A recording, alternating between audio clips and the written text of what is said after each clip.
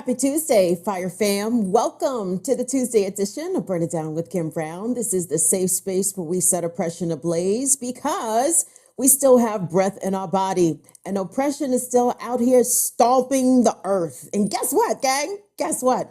I don't think oppression is bigger than us. I, in fact, think that we outnumber oppression. So I think oppression need to get on its shit. Actually, oppression has been on its shit for quite some time and been doing it exceedingly well. It's time for us to get out on our shits, okay? And in the spirit of Black August, I'd like to welcome you all to Burn It Down with Kim Brown. I'm so excited you all are here joining us on this wonderful day. We've got a great show in store for you. Coming up towards the end of the show, guys, obviously we've made this announcement last week, but we are saying goodbye to one of our Fire Fam team members. Tunde is moving on and moving along, so we're going to check in with Tunde so he can come and say his goodbyes to everybody. And you guys will get an opportunity to meet the new Tunde. His name is Will. And Will is going to step into Tunde's enormous shoes and take over doing the technical and production elements for Burn It Down with Kim Brown. So it's a bit of a bittersweet day for us here at BIDWKB. Quick note, really, for the Fire Fam, I have some good news and bad news. So good news. Wish Afra Ali, when you see Afra out here in these YouTube streets, be sure to say, what's up, Afra, and happy birthday to Afra. I don't think today is Afra's birthday. I think Afra's birthday was Saturday. I think it was Saturday, but wish Afra a happy birthday because Leo season, you know what I'm saying? I still, my humility is still in the closet. Stashed away. No humbleness during Leo season, none whatsoever. So you big up a Leo queen when you see her out here. Happy birthday to Afra Ali. And I wanted to send on a not so happy note, I wanted to send my condolences going out to Big G Genghis, real name Anwan Glover. Genghis is the lead talker, the band leader for a DC go-go band called the Backyard Band. Backyard is legendary in DC. And over the weekend, during a spate of gun violence in Prince George's County, one of Genghis's sons was murdered tragically, only 26 years old. So I wanted to send my condolences going out to Genghis, the whole Backyard family, and everyone who is mourning this young man on today. So with that said, gang, I'd like to move it along into the program. Do me a favor, if you have not already, give the video a thumbs up, a like. If you have not subscribed to the channel, fuck is you waiting for? Hit the subscribe button. And for everyone who may be new over here at Burn It Down with Kim Brown, because as you see, we have recently transpired. we have transposed, we have gone across, we have transcended. That's the word, the trans word I'm looking for. We have transcended 3,000 subscribers. So I know all of you may not be familiar with exactly what we do over here. So we do a lot of things and we cover labor, working people's issues. No doubt we are always centering first and foremostly Black women, Black people, the ways in which police violence and economic violence and housing violence and poverty violence affects Black communities, but we always stand in solidarity with other marginalized communities as well. And one thing that we will do here from time to time on Burn It Down with Kim Brown, well, I would like to say with some regularity, is that there's a number of stories that, you know, we've just been following, right? Since they've been rolling and we've been rolling, we've actually tried to keep up with a number of stories and keep everybody apprised, because I don't just like to bring you certain stories and then just be like, oh, that was nice and let it lie. No, there are always dynamics and evolutions and changes and new revelations coming out with stories. So this is a story that we've been covering here on Burn It Down with Kim Brown, and it has to do with the case of Keith Davis Jr. Out of Baltimore, Maryland, 7 years ago, Keith Davis Jr. was charged in the murder of a security guard named Kevin Jones. And over the past 7 years, Keith has endured a series of trials, murder trials, all of whom have either ended in mistrials or his convictions was overturned. So Keith is about to face not a murder trial coming up soon, but here instead an attempted murder trial because he's been incarcerated this entire time. And the clip I'm going to play you is going to put a lot of this into context.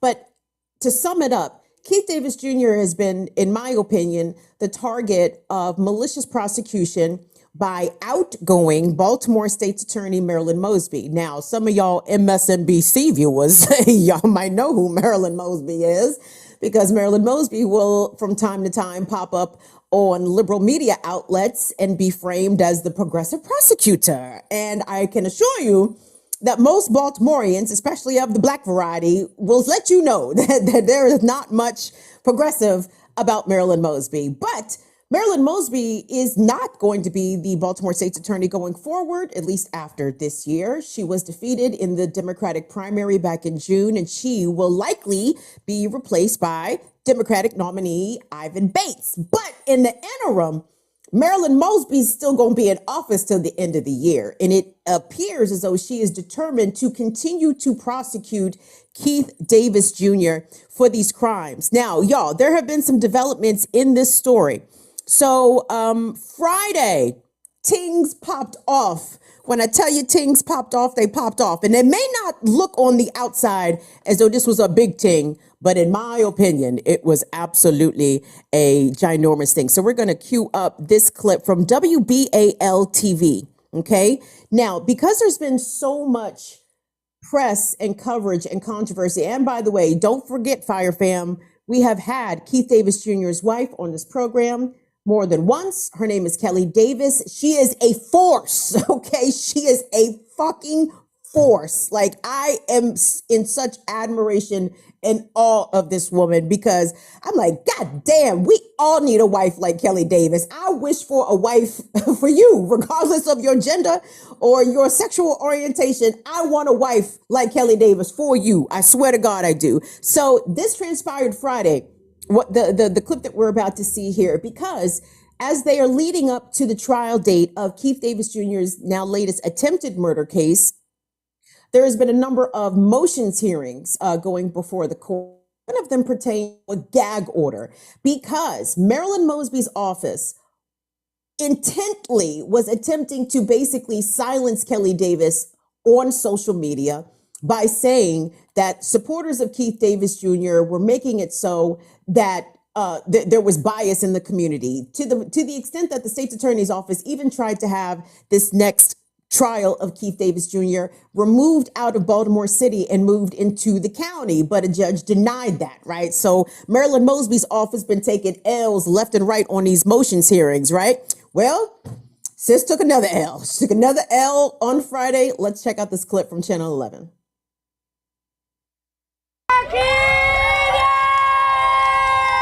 Keith Davis Jr. greeted by supporters as he was escorted out of the Mitchell courthouse Friday. He remains in custody while facing a fifth trial in the 2015 killing of Pimlico security guard Kevin Jones. Kevin Jones deserved an adequate homicide investigation into his death. In the 7 years since, there have been 2 overturned convictions, 2 trials ending in hung juries, and today, the trial judge found Baltimore City's top prosecutor, Marilyn Mosby, in contempt of court. Kelly Davis pleased with her husband's legal victory. Today was the very first day that she had to set eyes on him. She had to watch him, in this court and not only set eyes on him, but today be held accountable for the things that she's saying in relation to him. The facts are not in dispute here. Last month, while under a gag order that she asked for to an Instagram post asserting Davis's innocence, Mosby replied, quote, "You shouldn't believe everything you read." Mosby's legal team admitted the comment was perhaps unwise and suggested a repeated reminder not to react from the judge. The defense offered options including dismissal and a public apology or statement. We just want a fair trial. We want him to be presumed innocent, and we want the state's attorney's office to litigate a case without tricks, without schemes, without cheating, and without tainting the public's opinion. I just don't understand, the judge said. Why go on that website when you're under a gag order and a previous petition for contempt? I cannot see the social media post as anything but a willful violation. He imposed a $1,500 fine and said Mosby can avoid it if she complies with a new, more restrictive gag order that applies only to her. For the next 90 days, no comments on this case of any kind by Mosby without direct permission from the court. That's according to the judge, who said the original gag order remains in place for everyone else. You love to see it. You absolutely love to see it. The times in which this corrupt, crooked, injustice system will occasionally fuck up and do the right thing on behalf of people. So yeah, Marilyn Mosby this time does not need to come out of her pocket for that contempt of court citation, but keep trying it out there, Marilyn. Keep trying it. And you guys would probably ask perfectly logical questions. Why in the hell, if under a gag order, why would literally one of the most powerful people in Baltimore City get on Instagram to even reply to anything? And the fact of the matter is, gang, that this lady just cannot help herself. There is something about the Davises that has really gotten under Marilyn Mosby's skin, and the way that she has been vindictively pursuing this prosecution of Keith Davis Jr. just it sends up big red flags of this is personal. You know, she has tried in ways to come sideways at Kelly Davis on social media. Marilyn Mosby also was caught. Was it last summer or summer before last? Do you guys remember when she was walking down at the harbor and somebody, said out to her, "Free Keith Davis Jr." And she put her middle finger up. She put her middle finger up and then got on the Baltimore State's Attorney Twitter page, like the official Twitter account for the Baltimore State's Attorney, not Marilyn Mosby Esquire, for the Baltimore State's Attorney's office. She got on her official elected official Twitter page and denied it when there was an actual photo of it. So there's been there's a lot going on here with Marilyn Mosby, and specifically with the prosecution of Keith Davis Jr. And the one thing I want you guys to see, or at least let me tell you, it's going to be A2 there, Tunde. When I tell you that sis has been taking L's, yep, she took an L at the ballot box. She just took an L Friday in court, being found with contempt of court.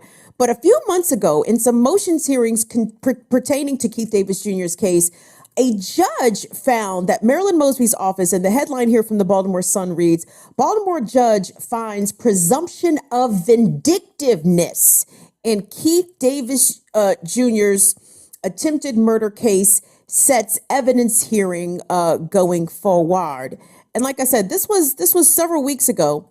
And as you know, they're leading up to the trial, they're having all these hearings or whatever. Let me read you this excerpt. So, finding that Baltimore State's Attorney Marilyn Mosby and her staff showed, quote, personal animosity towards Keith Davis Jr., a city judge ruled that there was a, quote, presumption of vindictiveness behind the prosecutor's decision to charge Davis with attempted murder shortly after he won a fifth trial in a controversial 2015 murder case. Circuit Judge John Nugent, any relation to Ted, I'm not sure. John Nugent stopped short of saying that Marilyn Mosby's office was vindictive in bringing the charges against Davis and dismissing the charges on those grounds, but said that the defense presented enough evidence of the possibility of vindictiveness to warrant Mosby's office turn over relevant records and to hold an evidentiary hearing. Quote, "While the state's attorney's office has vigorously defended its prosecutorial decision, the record demonstrates a history of antagonism towards Mr. Davis and his supporters," Judge Nugent wrote. Nugent said that there was no presumption. Nugent said there was no presumption of vindictiveness underlying the separate homicide involving Davis, which stems from the fatal shooting of Pimlico Racecourse security guard Kevin Jones. The judge denied the defense's request to dismiss those charges. I hope the Sun article, because I'm familiar with this because I know I follow the Keith Davis supporters on Twitter. Okay, here we go. So still, a ruling like Nugent's is exceedingly rare in the courts because it goes to the heart of a prosecutor's discretion, which goes virtually unchecked in the criminal justice system, according to legal experts. Quote, "I can't say there's never been a finding in this pretrial context, but it may be the first time in Maryland history, said David Jaros, who's a faculty director of the University of Baltimore's Law School's Center for Criminal Justice Reform. Guys, I need you to understand. I need you to deep that, like Kalechi say. I need you to deep that for a second. Y'all, a judge in the state of Maryland ruled that Marilyn Mosby's office had a presumption of vindictiveness in pursuing these attempted murder charges against Keith Davis Jr. after his last conviction was overturned, right? Clearly demonstrating that she has animus, bias against the Davises, and that she's willing to use the full weight of her office in order to secure this conviction. And see, this is why we cannot have faith in representational politics. You know, I'm okay with ID politics. Identity politics don't even bother me that much. And maybe there's only a somewhat of a nuanced difference between identity politics and representational politics as we see it, especially put forth in Democratic strongholds where you will oftentimes have a Black mayor, perhaps a Black prosecutor, lead prosecutor in the city, and Black police chief. Well, at the end of the day, the criminal and justice system is still taking niggas out and taking niggas into custody, like it always has been, even when the white folks was running it. I guess some would even argue the white folks still run it, even with the bushy figureheads and or tokens in charge. But I'm paying very close attention, as you know, as this is a story that we will continue to update until Keith Davis Jr. is free, period, point blank. His family and his supporters do not believe that he was capable of murdering Kevin Jones. And so far, Marilyn Mosby's office, for 4 previous occasions, has been unable to prove that beyond a reasonable doubt. And guys, what is the number? How many prosecutorial L's does one take before one says, hey, you know what, maybe either the man didn't do it or we just have not been able to prove that this person is guilty of this. And again, having spoken to his wife on a couple of occasions and having looked at the evidence and really the sloppy ways in which Marilyn Mosby's office has attempted to convict this man, I am not convinced that Keith Davis Jr. is guilty of the things that he is being accused. So with that in mind, this next case that he is going to court for an attempted murder, again, came after, like, within days. I want to make, perhaps it was even the next day after his conviction was overturned. Then he was charged with this incident that had happened in jail a year prior. And again, because I just can't not believe anything that the Baltimore police say, and Marilyn Mosby is the top cop in Baltimore. Ergo, therefore, I cannot believe shit that she has to say pertaining to the guilt or innocence of a lot of folks. So I want you guys to please follow and spread the hashtag Free Keith Davis Jr. Keith deserves to be free. He has spent 7 years behind bars. It's tragic now that this man right now is in jail. I don't believe convicted of anything, which is a madness, an absolute madness. So he deserves to be home with his family. We send our love and solidarity going out to Kelly Davis and the rest of the Davis family. You guys are getting these W's. There's going to be a big W coming at the end of this when Keith is able to come home. So, all right, I would take a pause for the calls right here. Do me a favor. If you haven't already liked the video, give us a like, give us a thumbs up, subscribe to the channel. And really quick, you know, here at Burn It Down with Kim Brown, we started this last month where we are selecting abortion funds located within abortion restrictive states, in which these are grassroots organizations, you know, no shade, I guess, outwardly to Planned Parenthood and NARAL, but I'm listening to the organizers here. I'm listening to the activists. I'm listening to the people on the ground. And they say that if you're going to support reproductive justice in states in where abortion is either illegal or will soon be illegal, you'd be better off supporting people that are already set up shop in those locations. So this month, we will be selecting Chelsea's Fund based out of Wyoming. I think there's only one abortion clinic in Wyoming. And I can only imagine the difficulties it must be and the challenges for people who are poor, who have to travel, who are perhaps Black and brown, in Wyoming, maybe. there may be a couple out there sprinkled. But dog, if there's only one abortion clinic in Wyoming, like it's a madness. So if you click on our link box at the very top of the chat, you will find a link directly to Chelsea's fund. You can donate directly to them.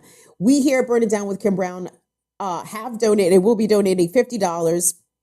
And we are asking the Fire Fam, if you're able, to please match us $5. Can you match us $5 for the ladies to have their liberty and the pregnant people to have their liberty? We certainly would appreciate that. Fire Fam, thank you so much for everything that you do, and thank you for supporting these causes that we are trying to get behind. So moving along, guys, because this is a big deal too. These are some relevant stories here that I want to bring to you, because we focus on the workers, right? And we've been talking about Starbucks quite a bit. We talked about the Starbucks workers last week in Boston and in South Carolina. The South Carolina people had the manager call the police and said that his workers had kidnapped him because they refused to work without their demands being met. Hilarious. And then in Boston, we saw the 24-hour picket line happening outside of a Boston area Starbucks, in which the Boston police showed up and was making people uncomfortable. And so there's that. But let's switch gears to Amazon. You know, Amazon is the other biggie that workers have had in their crosshairs in terms of trying to organize these different warehouses, these different locations. They were successfully able to organize and secure the vote for the union in Staten Island. I know there have been similar efforts happening in Albany, New York. I think something's going on in Kentucky, and of course, the ongoing fight down there in Bessemer. But let's switch gears to Cali, y'all, because Cali, these two labor stories I got for y'all. Cali has been on its shit this week, let me tell you. So in San Bernardino in the Inland Empire, JG, that's round your way, isn't it? So yesterday, on August 15th, over 100 workers walked out of the air facility there, the air transport facility. I think they call it KS8BD or some shit like that. Anyway, I'm the little code for it. This is Amazon's Air Freight Fulfillment Center in San Bernardino. And what the workers there are demanding, they are demanding a $5 pay increase per hour. They have also made the demands of an end to retaliation in the warehouse. They want to improve the health and safety standards, in which, you know, I think we even talked about here on this show a couple of shows ago, how an Amazon worker actually died at a fulfillment center in New Jersey. And they had complained about chest pains, etc., feeling fatigued and dizzy. And Amazon said, get your ass back in that warehouse. And the person eventually died. And also, we know that workers have also died at the Bessemer, Alabama Amazon warehouse locations also. So these workers in San Bernardino at the Air Freight Fulfillment Center have made these listed demands. They also want to say they want an end to the retaliation of this warehouse. And so they walked out yesterday. So take a look at this video. You're just going to see the people walking out. I'm sure we've already hit that portion of the program. But let's take a listen to what they said as they were leaving their jobs yesterday. They said, Amazon, Jeff Bezos, you will not break my soul. Let's take a look.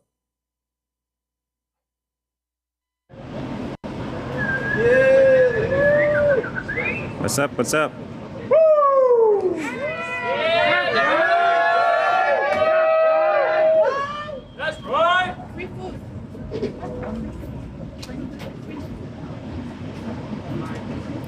Hey, boss. Let's go! That's JR! JR in the house! Let's go! What's up, hero? So let's take a look. This is going to be theirs. This is a tweet. Yeah, yes. Actually, no, it's a video. So I wanted to take a look at this package put together by More Perfect Union. And when they talked about almost 200, over 160 Amazon workers just walked off the job at an air freight facility in San Bernardino, California. 900 workers signed a petition in July calling for a $5 raise. Amazon responded by advising workers to use apps like Gas Buddy to save money. Did I mislabel that today? Okay, that's fine. That's fine. Got it. Thank you for that. There is some other additional information I wanted to contextualize what's going on here for that. Una momento, por favor. But for almost 1,000 workers to sign a petition and, saying, hey, inflation is pretty crazy out here. We would like some more money. And Amazon said, oh, maybe you should try Gas Buddy so you can find more affordable gas prices. Surely that is the solution to your poverty problem. You need to be a better manager of your money, right? Isn't that how that goes? But part of the Amazon Inland Empire workers are saying, they said that the Inland Empire is the largest warehouse here in the United States. It is the heart of all of our country's supply chain, and it is made possible by hundreds of thousands of working people like us. It said 10 years ago, there were 0 Amazon facilities in the Inland Empire. Now, they're the largest private sector employer in the region. Of the 200,000 plus people who work in warehouses in the region, 1 in 5 of them work in Amazon facilities, okay? And amid record-breaking profits since the start of the pandemic, Amazon has been expanding its logistical network. This includes air freight fulfillment centers like KSBD. When KSBD opened in March 2021, Amazon promised that the Inland Empires that would have quality jobs. And now those jobs, not so quality. Now, just be clear, if enough of these workers, specifically at these Inland Empire facilities in San Bernardino, if enough of them walk out, Amazon is effed in the A, okay? Effed in the A, because that you guys know how the shipping and shit works. Amazon's getting everything from Asia. So all this Asian shipping deliveries come over to the West Coast. They come, where? Port of Los Angeles, Port of Oakland, all kinds of ports, right? And they get driven into San Bernardino where they are distributed out via air. And imagine if none of that shit moved. See, this is the thing that I think Jeff Bezos is very aware of, as is Howard Schultz, as are the rest of these CEOs and these 1%ers and these elites. They do understand that the people and the workers really hold all the power. They really hold all the power. But there is enough intimidation. There's enough fear. There's enough active union busting and retaliation going on to dissuade people from doing this en masse. But again, as these locations, as these Starbucks stores start to continue to kick ass, there are over 200, I believe, unionized stores. As these Amazon warehouses, the unionizing of the Amazon warehouses is not going as quickly as the Starbucks stuff. And I think probably because Amazon is using way more nefarious and surreptitious tactics to intimidate its workers into not organizing. But I'm encouraged. I am deeply encouraged with those scenes coming out of San Bernardino. So we want to send solidarity and love going out to the Amazon Workers Union. Shout out to Albany. Shout out to Bessemer. Shout out to Jersey. Shout out to San Bernardino. We are standing with you. And if you decide to walk off the job, we got your back. We got your back. We will definitely put out the links to your strike funds so people can keep their lights on and stay housed and stay fed while they take this principled stand against a billionaire behemoth that can absolutely afford to pay these people $5 an hour more in a living wage. But Cali didn't stop there. And this next one, I'm very excited about because, it's one thing for blue collar workers to step out there and walk off the job and withhold their labor, right? It's one thing for that to happen. But when white collar workers do it, sending a whole nother message because I think it helps to break down those myths that, you know, if you secure a college degree or some sort of professional training or certification or whatever, that you are somehow insulated from being mistreated at your job. And that is false. That is false. That is definitely false. So let me put this into context. California last year passed a law, okay? The law, which was enthusiastically supported on a bipartisan basis and eventually signed into law by California Governor Gavin Newsom, would basically make it legal, or illegal rather, for insurance companies and healthcare providers to deprioritize mental health relative to physical health. So for example, what they are basically saying is if a person is having a mental health crisis, it is imperative for these healthcare companies and these hospitals and et cetera to treat it as though it's a fucking heart attack, right? If somebody comes in presenting as suicidal or extremely depressed, you have to treat that legally as if it were a literal physical health emergency, right? But apparently Kaiser Permanente did not get the memo that this new law had gone into place. And in response, their workers took to the streets. About 2,000 of them in Northern California went on strike yesterday. And they say they're going to be on strike indefinitely.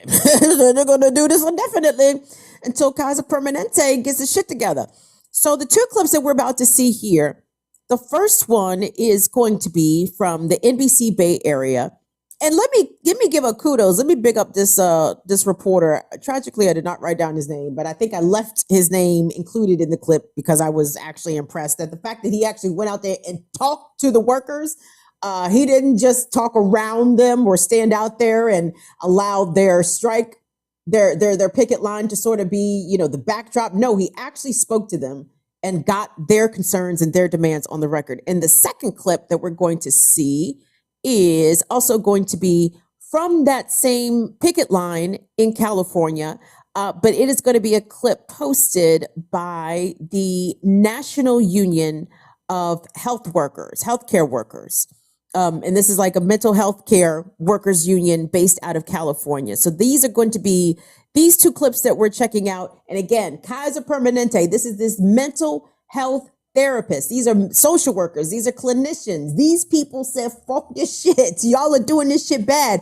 And listen very carefully to what the demands are. Because this is not even necessarily a monetary strike. They are striking on behalf of their patients. They are striking on behalf of the half-ass care that they say that Kaiser Permanente is giving their mental health patients. So this strike right here is bigger than money. It's actually about principle, and I'm really encouraged by it. So you guys check out these two clips.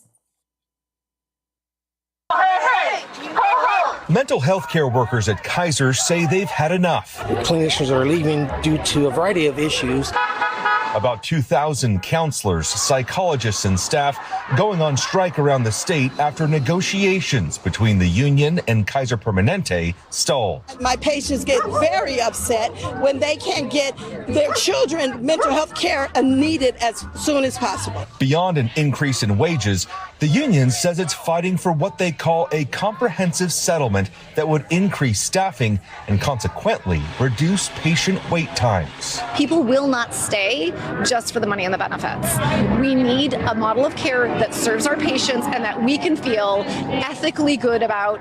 Kaiser Permanente denied our request for an interview and instead provided a video statement to the media. We are outraged that the union is moving forward with this strike. KP argues they too are challenged by the skyrocketing demand for mental health care, saying they've hired nearly 200 new mental health clinicians to keep up and offered additional time for administrative duties. Make no mistake, this strike is not about access to care as the union claims. The union's proposal to reduce time directly seeing patients comes at a time when we're faced with a 30% increase in demand for mental health care. Caught in the middle are patients. We spoke with one woman last night whose appointment was canceled. Now she worries she'll have to go out of pocket to see someone else. I mean, people still need help. Just because the therapists are out, their managers are still working, and the managers are clinicians too. I mean, why aren't they thinking about scheduling, covering appointments? Kaiser says patients will still receive care during the strike from clinicians who chose to keep working. But the strike is open-ended, adding to patient uncertainty. In San Jose, Ian Cole, NBC Bay Area News. Striking today because of the differential treatment of both BIPOC patients and BIPOC staff. As a Black clinician, I've noticed that my caseload tends to be a lot more intense than some of my colleagues who are non-Black or non-BIPOC, and as well as my patients are not able to access the system in ways that they should and are not getting the care that they should receive. For example, they have to wait a really long time between appointments, they can't see me as much as they need to or for as long as they need to, with really intense kind of complex trauma concerns, depression, anxiety, that can't really be rectified in a couple months. So I'm here to kind of improve patient care and also improve the ability to take care of myself as a staff member. I am so encouraged by the comments I'm seeing in the chat because guess what? Fire fam, y'all get it. Y'all see it. Y'all see the principles out here. And again, salute to the National Union of Healthcare Workers out there in California, because that is what the fuck I'm talking about. Okay. And it's interesting because and I know we have a number of people who are watching us from outside of the U.S. And as I'm sure you all are well aware, that the United States healthcare system is trash.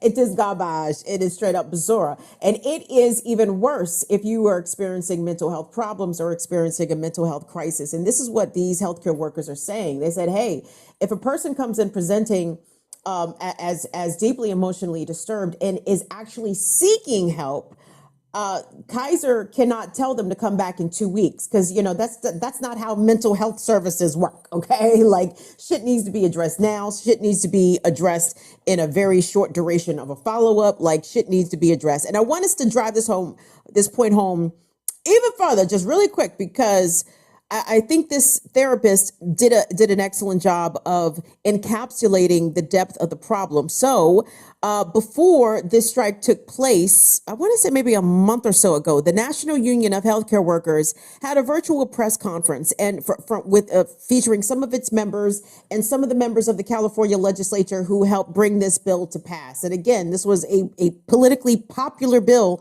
in California, but guess what? Kaiser Permanente don't give a fuck about politics. They pay good money for these politicians to vote the way and to support the policies that Kaiser Permanente's long dollars say support. But listening directly to the people there on the ground, and who we're going to hear now from, Sarah Sorokin. And Sarah is a therapist for Kaiser. And I just want you to just take a quick listen as to like the severity of the issues, as to why these well-compensated therapists and clinicians and social workers, some of them, these generally well-paid folks are walking off the job in support of patients' rights and patient care. Let's take a listen.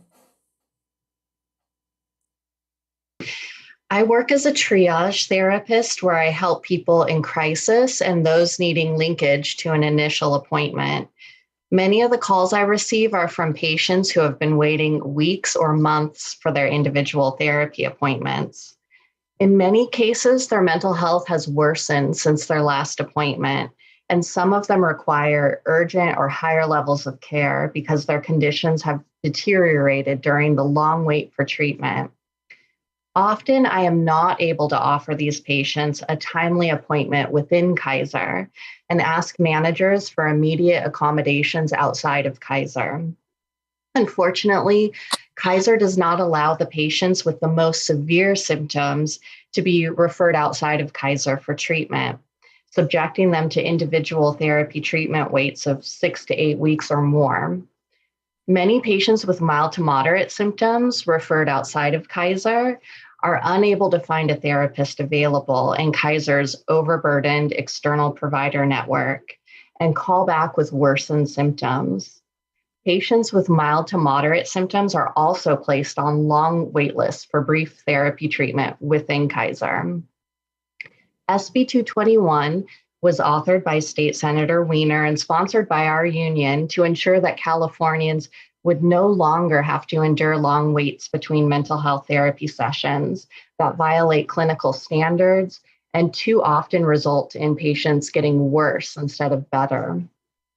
SB 221 was signed into law on October 8th, 2021. It goes into effect tomorrow. No matter what Kaiser officials might say, Kaiser is not ready to comply with this law. And it is even less ready today than it was when the law was signed 8 months ago. So in the context of that press conference, tomorrow was actually, I think, July the 2nd. So Kaiser is not in compliance with this law. And Kaiser therapists have said, fuck that shit. We take them to the streets. We care about our patients. We care about patient care. We don't give a fuck about your profits. We don't give a fuck about none of that shit. If Kaiser's not going to be in compliance with the law, then we are not going to be in compliance with Kaiser. So I want to send, again, love and solidarity going out to the National Union of Healthcare Workers for being with the shits, for being with the fucking shits. That's what I love to see. And last but not least, I wanted to run this story just because I'm actually, I've already told y'all lots that I've been influenced tremendously by Kelechi Okafor and the Say Your Mind podcast, which I suggest everybody go subscribe and like and share. But Kelechi, she does these stories. Sometimes she just pulls these random stories out and she just wants to highlight them. And this is not, this doesn't require any deep political analysis or anything like that. But I saw this and I said, I support this fucking energy. Let's take a look at D1 because we love it when the trash takes itself out.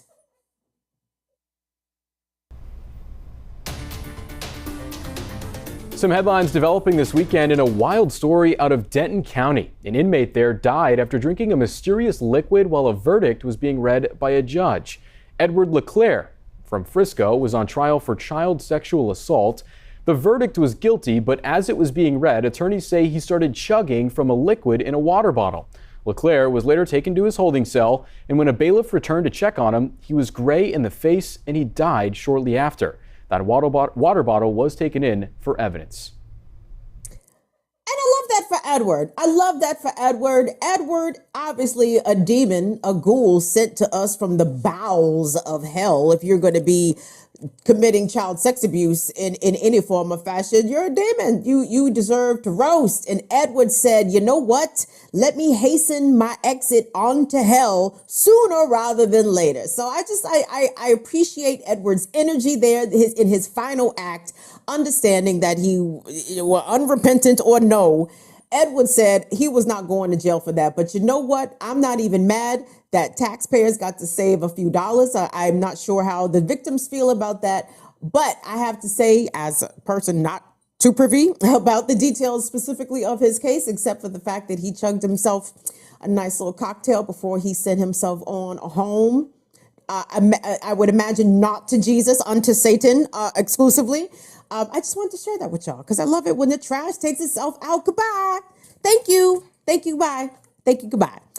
You guys, well, speaking of thank you and goodbye, it is that time. We have come to the portion of the program where, at first there were four. There were four of us originally starting off on Burn It Down with Kim Brown when the show exited the Real News and went solo. We went solo. We went independent, and it was four. It was me, Tunde, Molly, and Genevieve. And dearest Genevieve flew her wings across the pond to the UK to do Genevieve young people things. And then there were three. And then it was just Kim, Tunde, and Molly. And soon there will be three again, but we're going to switch out Tunde for Will. But I would like to say, I'd like to bring Tunde on to the show so he can say his goodbyes to the Fire Fam. But before you even say goodbye, Tunde, like seriously, on behalf of me and Molly, there's really no amount of thanks that we can offer you because of all the things that you've done, all the work that you did behind the scenes, and just not only making really what I consider a top-notch product in terms of our visuals, in terms of our production value, our production elements. I don't really think there's many shows out here on YouTube that's fucking with this, and that is all because of you. That is because of your skill. That's because of your vision. That's because of your abilities to be able to make the visual presentation exceed even my own presentation. I think the visual presentation is way more professional than I am. So for all the work that you've done, not only on the actual show, but on the behind the scenes stuff, on the merch, on the business, we cannot thank you enough, Tunde, for all of your contribution and everything that you have given to us in terms of time, in terms of effort, in terms of energy. So again, on behalf of me and Molly, because I know Molly would echo the sentiments as well if she were here, we really want to say thank you. And we are sad to see you go, but if you want to share with the people, I guess what your plans are, or just say goodbye. You don't have to tell us your business. That's not a requirement either. Yeah, no, for sure. First and foremost, I the show was, it's precious to me, in a lot of ways, because, it was built essentially from scratch. I mean, obviously we had, it started, with the real news, and I don't know why in this moment I'm forgetting. Stir Crazy is essentially what started it, and then then it moved to BID, and then it moved away from the real news, and we decided to kind of go it on our own, and we all kind of built it, with our hard work, Yes. And so it's it's still being built. Still being built, and I very much appreciate the landscape to be able to kind of like play around and just try different things, and just experiment, and it's turned out way better, way more than I could have ever hoped. And I just wanted to send a special thank you to not just you and Molly, and obviously Genevieve as well, but to the whole Fire family. You guys, with your comments and with your enthusiasm and your passion for the show, it's humbling, to sort of watch, and to know that I was a part of creating something that was able to create that, is amazing, to me. And so whatever I go on to do, I'm not, I won't ever forget that, and hopefully everybody here won't ever forget that as well. But yeah, as far as what I'm doing, so it got to a point where so I've got a day gig, and obviously I've got the show. So the day gig, the timing just wouldn't work with the show as it is now.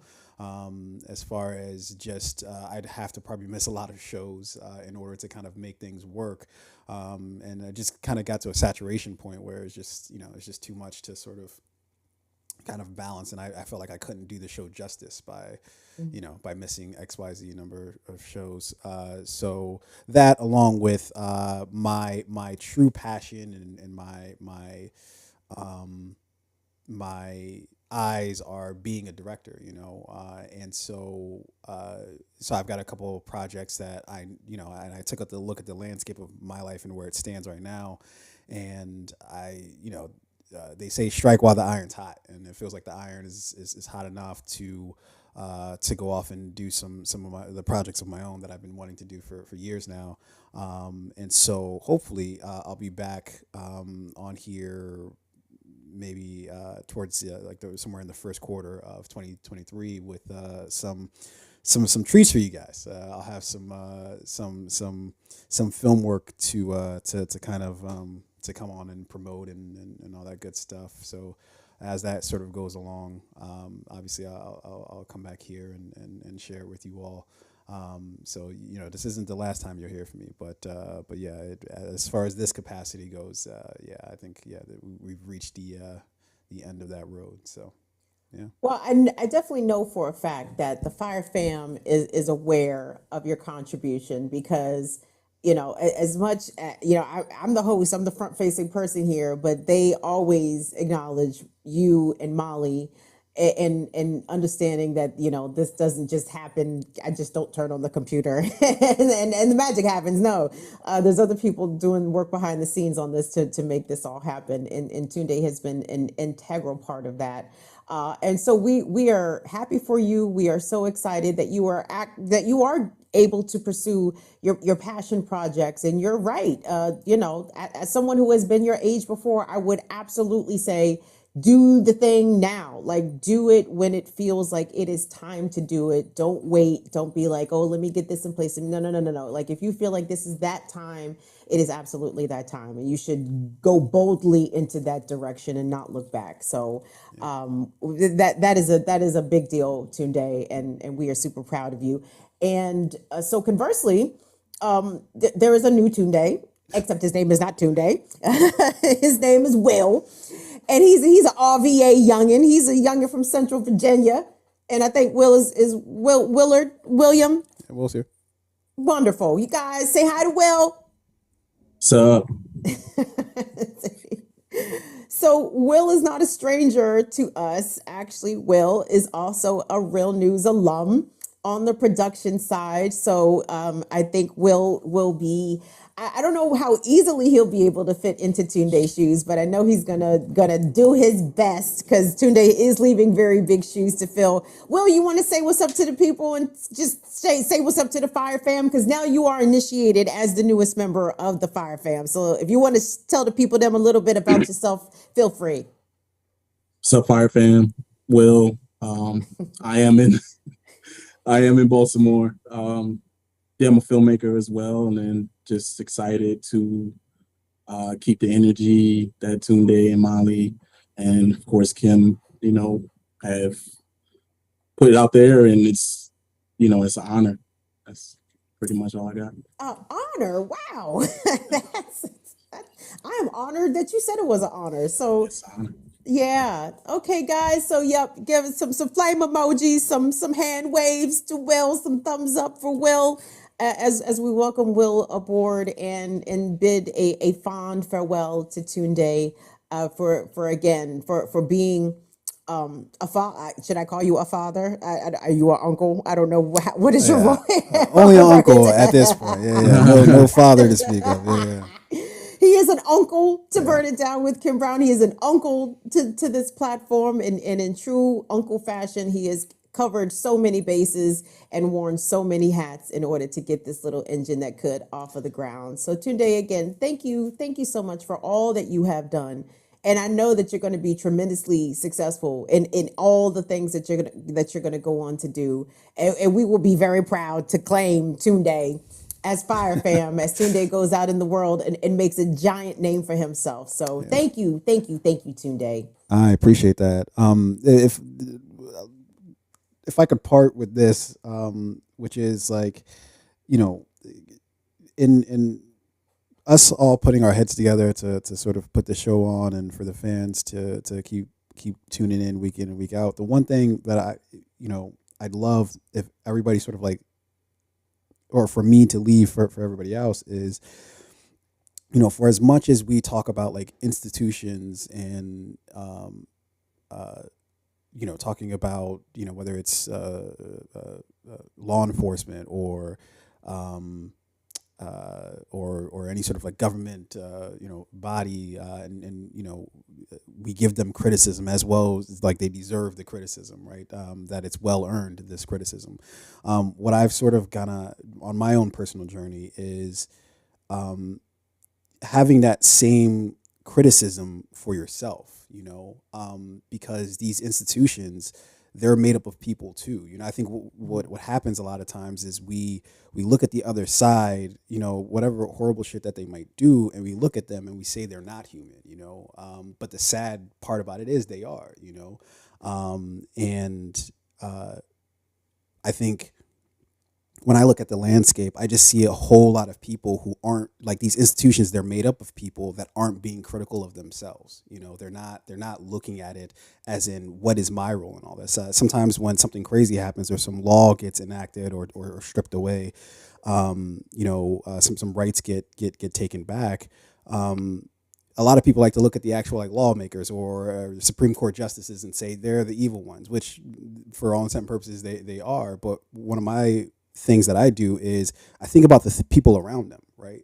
That there's people around them that are enabling this. Some, people who just, I just work here, I file papers, I do X, Y, or Z, I don't have any role in this, but they do, but I think at the end of the day, we all have to be critical of ourselves if we hope to really have any sort of change in these sort of like larger institutions. And because it starts with those people that do all like the little things, and then they put pressure on the people who can actually make some of the larger decisions.